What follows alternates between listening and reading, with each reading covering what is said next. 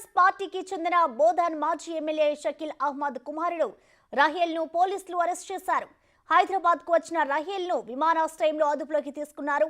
ప్రజాభవన్ వద్ద కారు ప్రమాదంలో రహేల్ నిందితుడుగా ఉన్నారు. అతని కోసం గత కొంతకాలంగా గాలిస్తున్నారు పోలీసులు. ప్రమాదం తర్వాత రహేల్ దుబాయ్ కి పారిపోయాడు. ఘటనలో రహేల్ కు బదులుగా మరొకరిని డ్రైవర్ గా చేర్చి రహేల్ దుబాయ్ పారిపోయినట్లుగా గుర్తించారు పోలీసులు.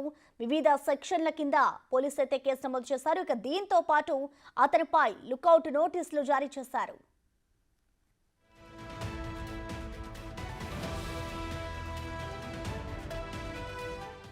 ఈ క్రమంలో ఇవాళ రహేల్ దుబాయ్ నుంచి హైదరాబాద్ కు తిరిగి రాగా పోలీసులు అతన్ని అరెస్ట్ చేశారు.